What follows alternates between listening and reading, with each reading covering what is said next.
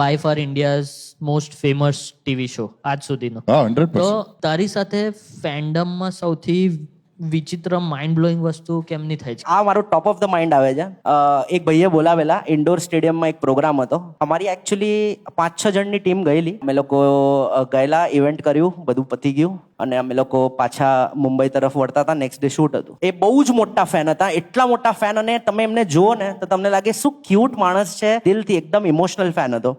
તો ઓર્ગેનાઇઝર હતો, બસમાં આવ્યા અને અમને લોકોએ કીધું બધાની જ માટે, અને રાતના આઈ થિંક 2:30 વાગી ગયેલા, બધાની જ માટે મારી લોન પર જલેબી, ફાફડા, ઢોકળા અને 36 કોર્સ મીલ રેડી છે, આપણે ત્યાં જવાનું છે. અને ઓબ્વિયસલી અમારે નેક્સ્ટ ડે શૂટ પર પહોંચવાનું હતું, તો અમે બધાએ કીધું ના ભાઈ અત્યારે તો 2:30 વાગે જલેબી ફાફડા નહીં ખવાય, તો વાંધો નહીં, આપણે નેક્સ્ટ ટાઈમ આવશું.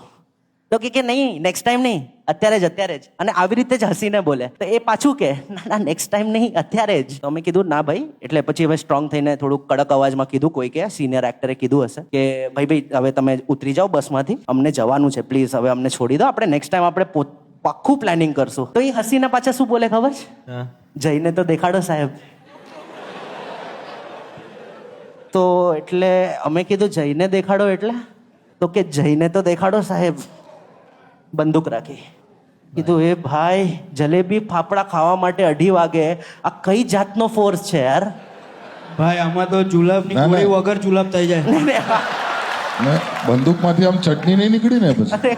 અરે ખબર નહીં એ ફટફટી હતી કે પાણીની હતી કે શું, પણ એને જ્યારે નીકાળી ત્યારે બધાની ફાટી ગઈ.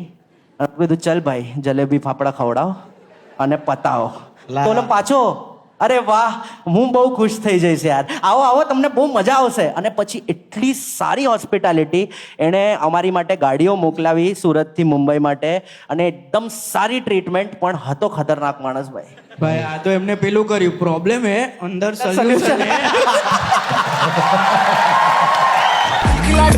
પેટ દુખાડે લવારે, ટેન્શન ભૂલાવે, મોજ કરાવે લવારે.